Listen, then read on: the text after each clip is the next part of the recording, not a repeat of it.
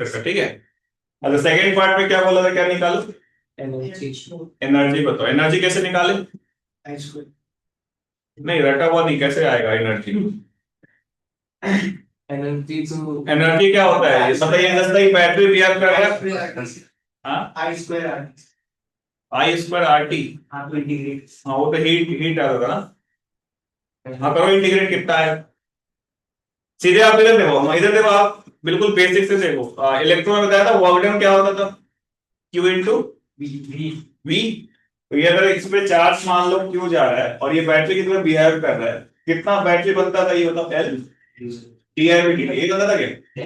अगर मैं इसका एनर्जी देखूं तो वर्क लिखोगे, वर्क कितना होगा इसके through? Q into delta we. Q की वैल्यू क्या होगी? I D T. ये होता है ना D Q by D T, क्या होता है? आई होता है। तो आई डी टी और डेल्टा वी के अलावा L D I by D T, क्या करता है यहाँ से? डी टी कैंसिल हो रहा है, क्या बचेगा? L I D I. इसको आप इंटीग्रेट कर दो, टाइम जीरो पे कितना करंट है? जीरो। जनरल मोमेंट पे कितना है? आई। आई का integration I square by two, क्या बन जाएगा? ये हाफ एल आई स्क्वायर। ये भी जस्ट लाइक कैपेसिटर की तरह हाफ सी वी स्क्वायर, यहाँ पे क्या होता है? Half L I square. L क्या है यहाँ पे? इंडक्टेंस, आई क्या है? Current. That is the amount of energy stored in the inductor. और एनर्जी किसके फॉर्म में स्टोर होगी? किसके फॉर्म में स्टोर होगी? Magnetic field. वहां पे किसके फॉर्म में स्टोर होगी थी? Electric field.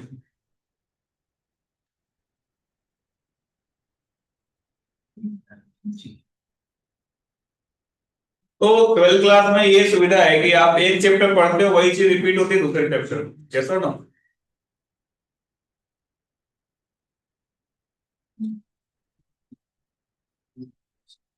जैसे कैपेसिटर चार्ज स्टोर करता था, ऐसे इंडक्टर क्या करता? मैग्नेटिक फील्ड के फॉर्म में स्टोर करते मैग्नेटिक फील्ड। हैं। हाँ energy in form of magnetic field. जैसे ये लिखते हैं ना half L I square energy है, ठीक है? तो किसके फॉर्म में स्टोर होगी? Magnetic field lines.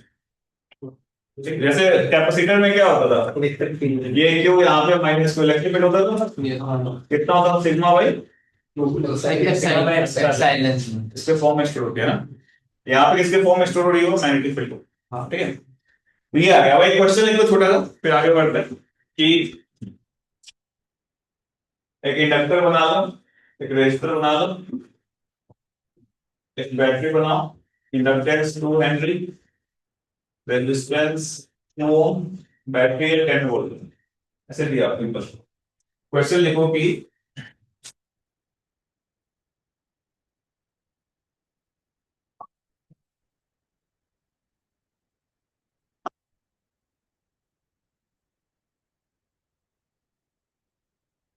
बना लीजिए।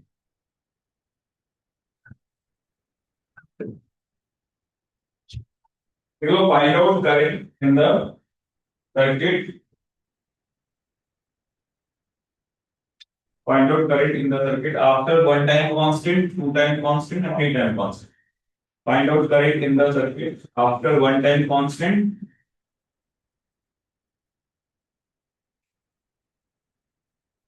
two time constant, ठीक है? और तीसरा क्या है? Three times constant. And also show them on the graph. Also show them on the graph. जैसा कैपेसिटर में आया था सेम रिजल्ट यहाँ आ रहा है। Also show them on the graph. हाँ वो एक टाइम कांस्टेंट के बाद वैल्यू है।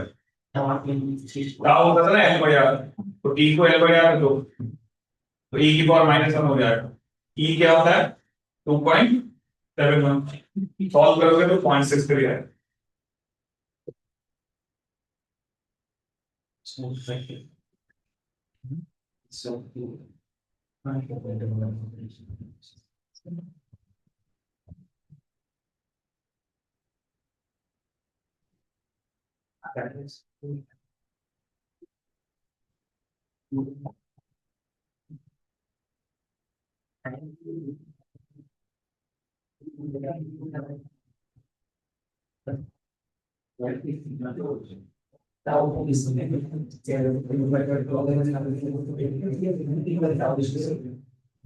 आफ्टर 1 टाउ 2 टाउ 3 टाउ नहीं सही अभी वैल्यू कैलकुलेट करें ना e की वैल्यू करनी है 4.7 लेकिन एग्जैक्ट वैल्यू निकालो अभी ग्राफ में देखिए अपन किधर क्या आ रहा है टाउ एल बाय आर हाँ टाउ एल बाई आर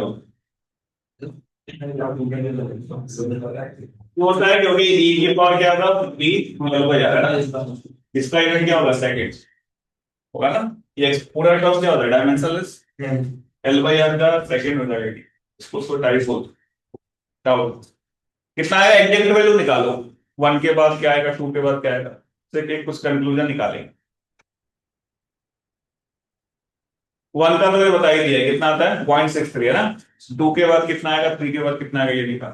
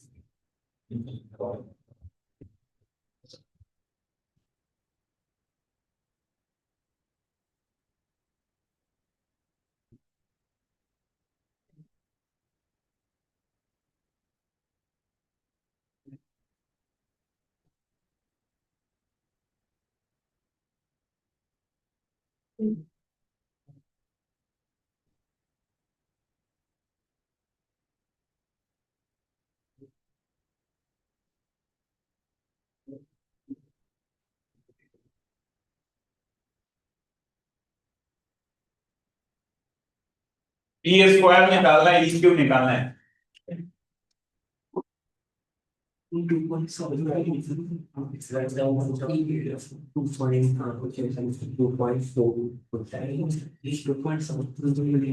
और ये से मतलब आई बराबर क्या है जनरल में वी बाई आर इनटू क्या था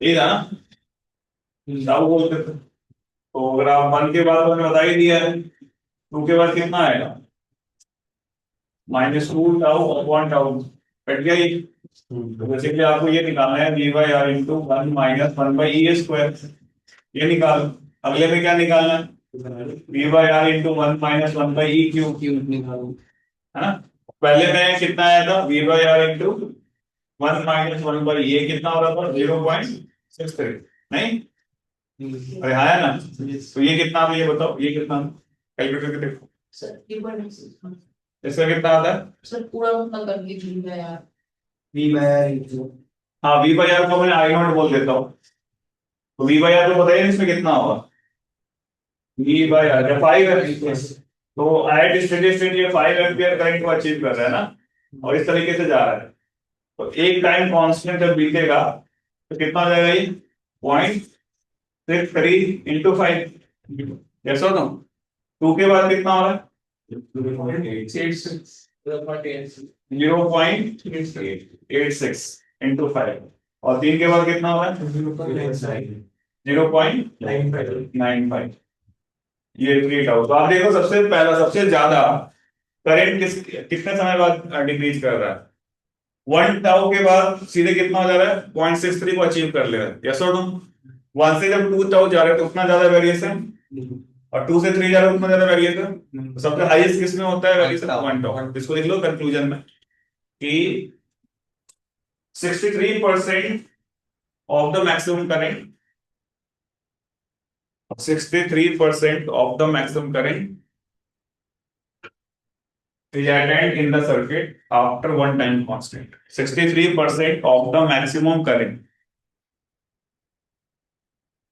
63% of the maximum current is attained in the circuit after one time constant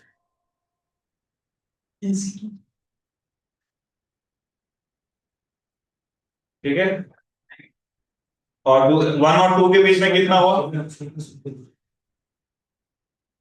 1 और 2 के बीच में कितना होगा था? 0.86 माइनस 0.63 कितना हुआ? 0.23 है ना। तो पहले के बाद 63% है, दूसरे के बाद कितना केवल चिप कर पा रहा है? 23, तीसरे में और कम हो रहा है।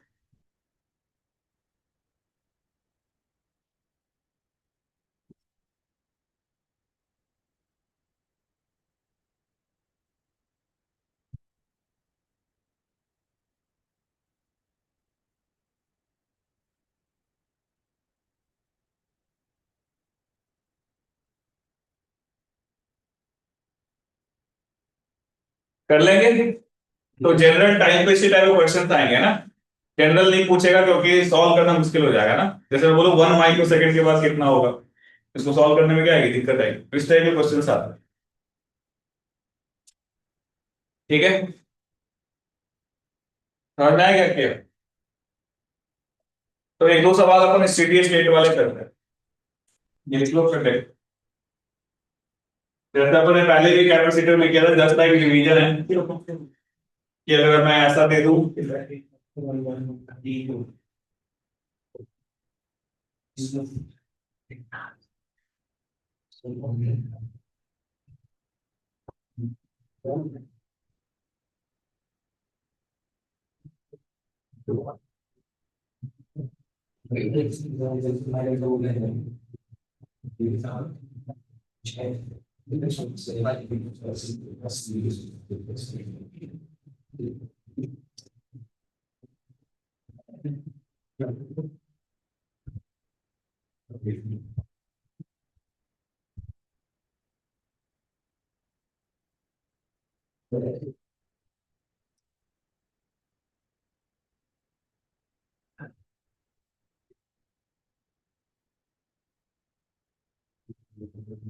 आई आई 90 बताना है, एक बार बताना है टाइम बराबर 0 पे, और एक बार बताना है टाइम बराबर इनफिनिटी।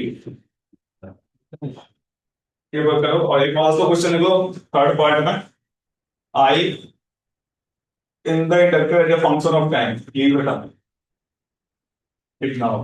पहले ये सॉल्व करने के बाद ये लिखा, I as a function of time कितना हो। ये क्या टेबल में नहीं हो? ये इसमें कितना करने जा रहा होगा, आई, ये इधर डिवाइड होगा आई वन, इसमें कितना जाएगा आई टू। तो टाइम बराबर 0 पे आई आई वन आई टू की वैल्यू कितनी होगी, और टाइम बराबर इंफिनिटी पे आई आई वन आई टू की वैल्यू कितनी होगी, और एक जनरल टाइम टी पे आई कितना हो। जनरल टाइम टी पे इंडक्टर के थ्रू करंट कितना होगा, आई टू बोल सकते हैं, I two as a function of time. ये तीनों बता दो। जनरल टाइम स्टेबल प्रोसेस अपने कैपेसिटर में भी किए थे, यस सर। सेम सवाल। अभी मैंने बताया कि इंडक्टर कैसे बिहेव करता है, उल्टा ऑफ कैपेसिटर, बस वही लगाओ और आंसर बता दो।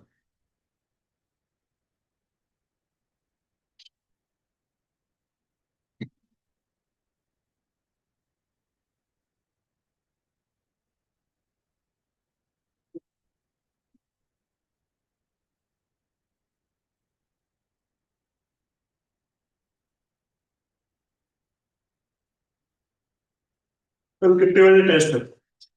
4 अच्छा, ऑफलाइन है? हाँ नहीं, ऑफलाइन ऑनलाइन दोनों है। मतलब 3 घंटे का हुआ नहीं? हाँ।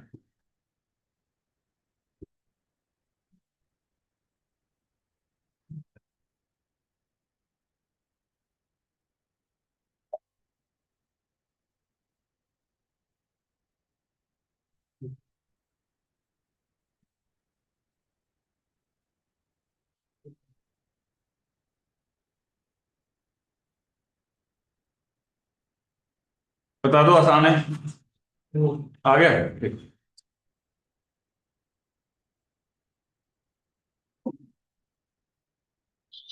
यस पहला फालतू ऑफ टाइम कितना है, I two as a function of time. Table वाला नहीं, एक और दिया आई टू भी बताना है as a function of time.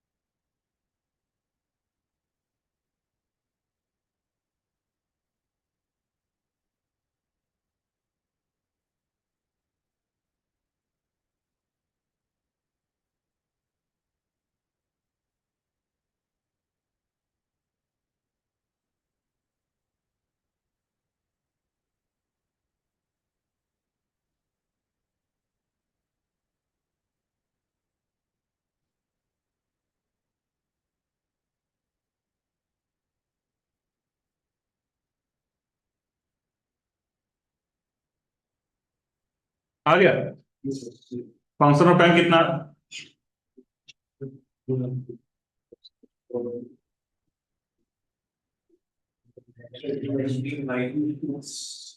हाँ 20 minus t raised power minus t by 6 check करते हैं।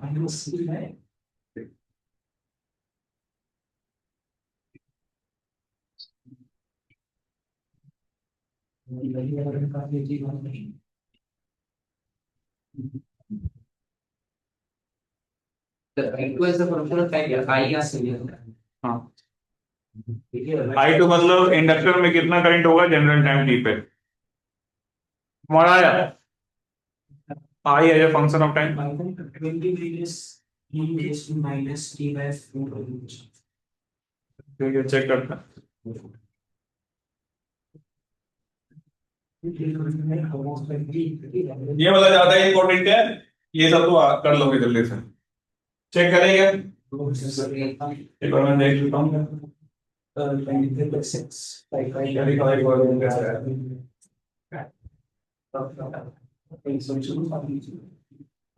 ठीक है इनको टाइप कर लो तो अपना करके देखते ये फॉर्मूले से कैसे आ रहा है जितना इंटीग्रेशन रिजल्ट में आ रहा है आई बराबर v by r 1 minus e power n t by 2 इसी रिजल्ट का यूज करते हैं एग्जाम में पास करें कैसे करते हैं तो उसे 2 मिनट के बाद लगेगा आ जाएगा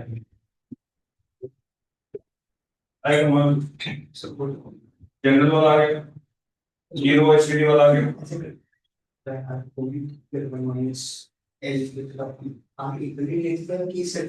तो कैपेसिटर में होता है इसको नहीं कर सकते सर्किट का और फिर तो आई थिंक उस तरह की यूज करा तो आई कैन सी दैट इधर कैसे लिख दोगे दोनों अलग अलग सेकंड जाएगा ब्रांच भी जाएगा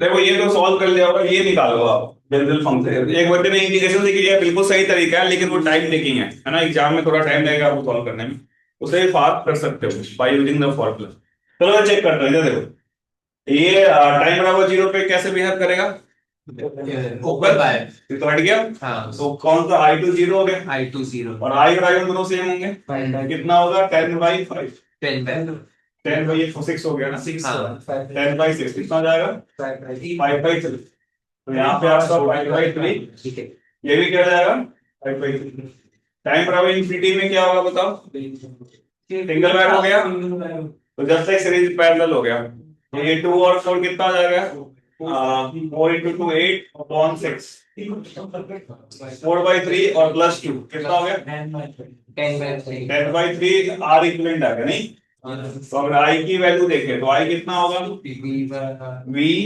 by r r कितना है तुम्हारा 10 by 3 है ना 10 by 3 कितना हो गया 3 एम्पियर सही लिखा है क्या आपने यस और ये क्या इन दोनों में डिवाइड होगा तो ऊपर वाले में कितना जाएगा याद करो 3 इंटू आर इक्वल इन दोनों का कितना था 4/3 अपॉन क्या था 2 नहीं तो कितना जाएगा 2 एम्पियर ऊपर में जा रहा है नहीं तो 1 एम्पियर सही है क्या पैरेलल में डिवाइड करना सिखाया था ना I into R equivalent upon R1 और I into R equivalent upon R2 ठीक है ये 2 एम्पियर 1 एम्पियर नहीं आया तुम्हारा नहीं वो मैंने 1 ओम कर दिया था सर मैं कैसे डिवाइड हाँ, करा वो सब तो हो गया था जनरल टाइम पीरियड पे कैसे निकालें बिना इंटीग्रेशन किए बताइए कर सकते हैं देखो अगर मैं इसमें अज्यूम कर लूं कि एक 0 वोल्ट का बैटरी है मान सकते हैं ना तो ये और ये आपस में क्या हो गया पैरेलल में फॉर्मूला है E1/R1 + E2/R2 वहां से अगर आप E इक्विवेलेंट निकालोगे कितना आएगा बताओ E1/R1 प्लस क्या था बताओ E2/R2 अपॉन क्या था 1/R1 प्लस 1/R2 E1 कितना आ जाएगा बताओ इसमें 10 है 10 अपॉन R1 कितना है 2 इस वाले में 2 ये तो 0 हो गया 1/R1 प्लस 1/R2 करो कितना आ जाएगा 1/2 प्लस 1/2 कितना आएगा सॉल्व करके 5 और ये 4 कितना आ जाएगा 2 प्लस 20/3 ये हो गया ये कैसे कन्वर्ट हो गया कहाँ लिखूं मैं यहाँ देखो ये कैसे कन्वर्ट हो गया एक इंडक्टर है एक रेजिस्टर है इसके सामने एक बैटरी है और साथ में एक और रेजिस्टर है बैटरी का इक्विवेलेंट कितना है बताइए 20/3 ये सब तरीका दिमाग में रखना है और आर इक्वल कितना आएगा इनको को सॉल्व करो 1/2 प्लस 1/4 कितना होगा 4 और 2 था ना 1/2 प्लस 1/4 कितना आ जाएगा 4 एलसीएम हो गया 2 प्लस 4/3 हो गया तो ये तुम्हारा 4/3 है और ये रेजिस्टेंस कितना है 2 अब लिख सकते हो जनरल टर्म में क्या बन जाएगा बताओ फॉर्मूला ये तो सिंपल में कन्वर्ट हो गया जो हमने पढ़ा था तो इस केस में इसको हटाता हूं क्या बनेगा फॉर्मूला बताइए आई बराबर क्या हो जाएगा V/R इंटू 1 माइनस e की पावर माइनस t/τ तो यहाँ पे देख के बताओ V/R क्या होगा बताओ कितना होगा V कितना है 20/3 और R कितना है 4/3 प्लस 2 कितना हो गया 10/3 नहीं तो ये 10/3 हो गई सही लिखा है क्या और यहाँ पे 1 माइनस e की पावर t L/R L कितना है 4 है और R कितना आया था सबका इक्विवेलेंट 10/3 ये 10/3 हो ये आपका आंसर आया कितना आएगा सॉल्व करके 3 से 2 बचा ये इंटू क्या बचा 1 माइनस e की पावर सो काट दो 2 और 5 माइनस 5t/6 समझ में आया क्या करते हैं कोई इंटीग्रेशन करने की जरूरत नहीं देख लो ध्यान से करें कर लो सॉल्व यही आ रहा था मैथ कर रहा था तुम्हारा मैथ सॉल्व करने को तो जल्दी लेकिन टाइम लगा और गलत भी हो गया लेकिन इससे आप फास्ट कर सकते हो देख लो इसको नहीं समझ में आया तो बताओ मैं मेटर वापस बता दूं ये लोगों को समझ में आ गया मैंने बताया तो जिस ब्रांच में हम 0 वोल्ट मान लो कोई दिक्कत फॉर्मूला बिल्कुल सेम सही काम करेगा ठीक है इसलिए सॉल्व कर सकते हैं टाइम बचा हुआ है एक काम की रोटो लाए सब लोग निकालो दो सवाल करके अच्छे चलिए हम इसे 0 वोल्ट वाली एक आरसी सर्किट लगा आरसी में लगा सकते बराबर देखो तो मैंने अभी और ट्रिक बताया था बैटरी को रिप्लेस कर दो सिंगल वायर से और उसको क्यू मैच निकाल के कर दो वहां से भी काम हो जाए अदरवाइज आपको पूरा इंटीग्रेशन करना पड़ेगा I1 I2 मान के सॉल्व करना पड़ेगा लेकिन वो लेंदी तरीका हो जाए तो क्वेश्चन और देखते हैं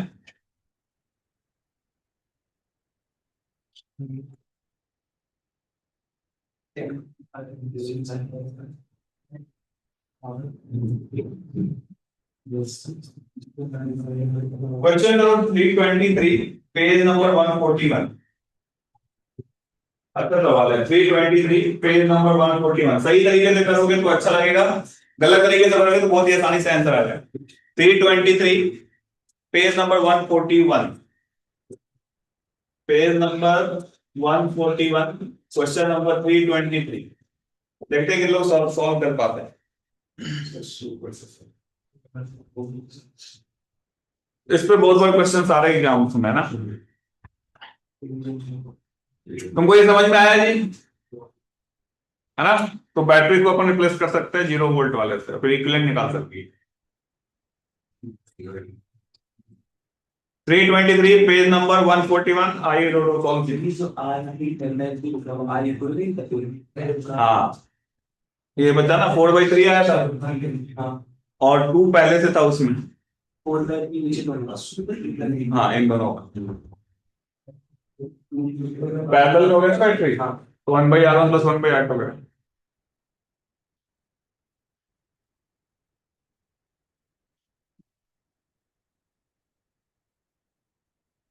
सुपर कंडक्टर का मतलब आर क्या होता है उसका? जीरो। जी सुपर कंडक्टर का मतलब आर जीरो होता है, रेजिस्टेंस जीरो।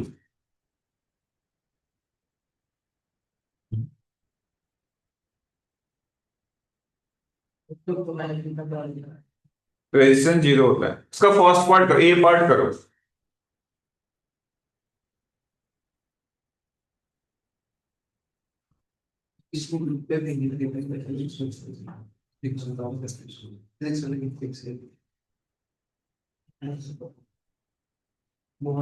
बुक क्यों नहीं लेके आते तुम लोग?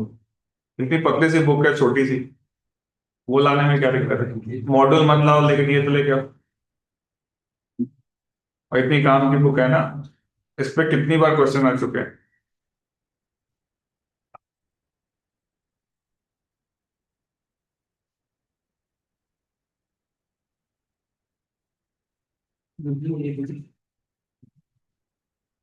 आंसर पीछे दिया हुआ है, इसका आ जाएगा, मैच करना, और दोनों मैच हो रहा है तो बताना क्या है।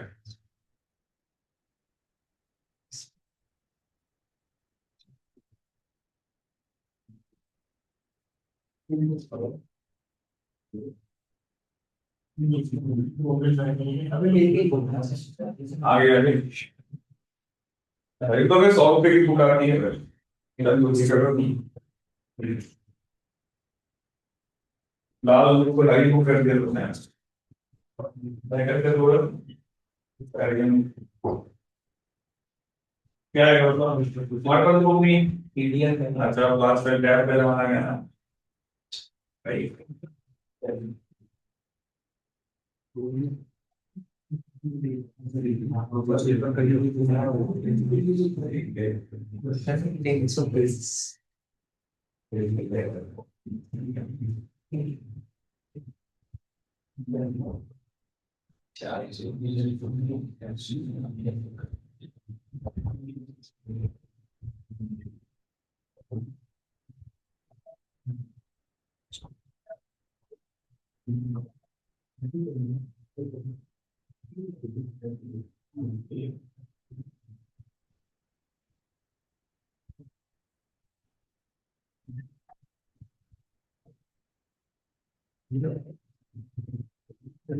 क्या आना चाहिए?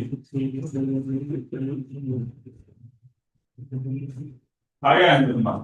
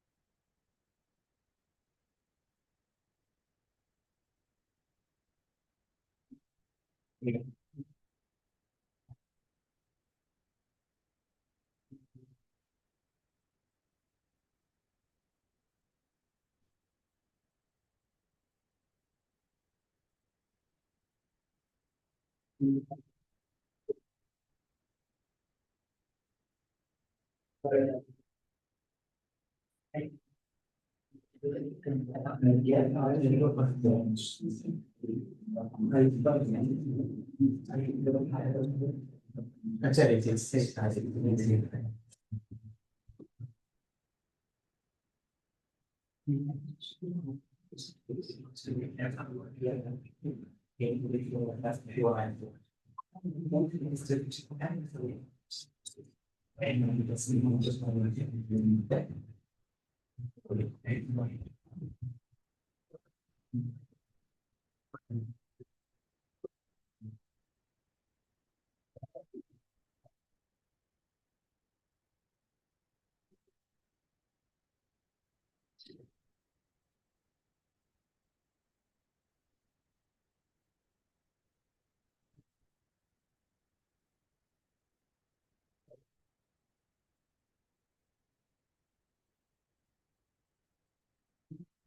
पूरा दिमाग लगाना है, ट्रिकी क्वेश्चन है,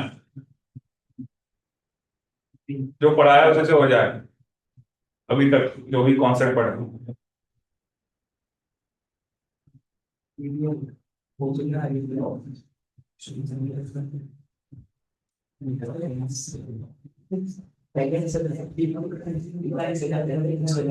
रेजिस्टेंस जीरो,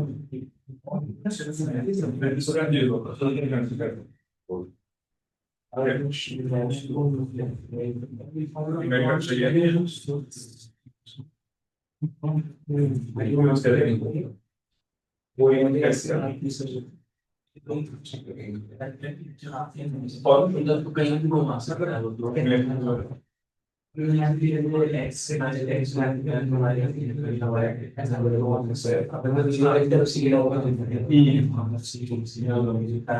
मैं बताता हूँ। हाँ आंसर आ गया, लिख लो।